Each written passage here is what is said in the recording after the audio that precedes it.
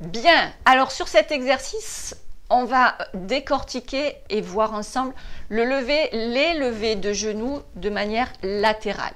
Okay? Donc, vous vous installez sur le côté, vous fléchissez vos deux genoux.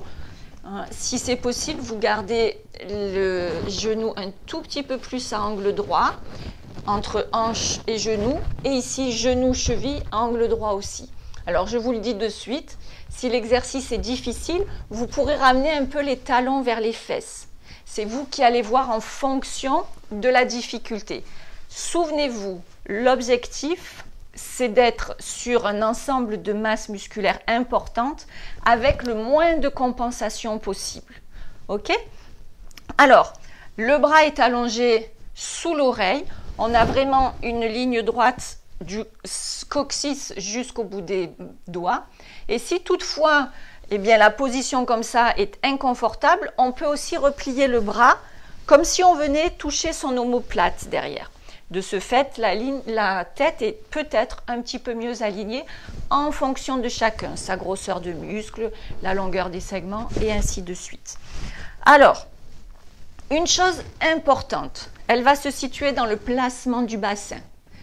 Ici, on est dans une position relâchée. La première fonction que vous devez activer dans cet exercice, c'est les abdominaux. Et pour cela, on va mettre de la distance entre les hanches et l'oreille.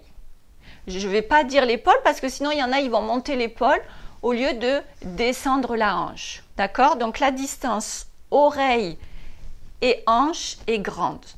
On le remontre, regardez comment on est quand on ne comprend pas ou quand on ne réfléchit pas. Maintenant que vous avez compris, vous allez placer les deux hanches l'une au-dessus de l'autre. Les deux pieds se touchent au même endroit, sur les bosses ici et sur l'intérieur des talons. La main, plusieurs possibilités. La main, les doigts peuvent être dirigés vers le haut du tapis, dirigés vers vous, voire le poing si on préfère avoir l'alignement ici.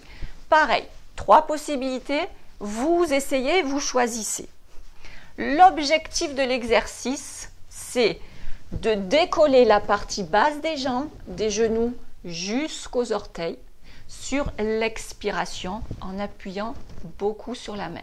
Alors attention, pour cet appui-là, on va vraiment avoir besoin de placer sa ceinture scapulaire, ses omoplates. Évitez, on ne va pas le faire en levant le genou, mais d'être ici, en train de tout contracter. L'omoplate, la pointe de l'omoplate, elle vient se fixer vers les fesses. Et la hanche, elle vient s'éloigner. Des fois, je dis, imaginez cette partie-là comme une planche à repasser. C'est bon. Toutes les consignes sont données. C'est parti. J'inspire, côte. On engage à l'expire périnée transverse. Puis on soulève en maintenant la longueur ici. J'appuie beaucoup sur ce bras. Et à nouveau, j'inspire, je fixe mes omoplates, je serre périnée transverse. Et vous devez faire l'aller-retour sur la même expiration. Allez, encore 2 fois.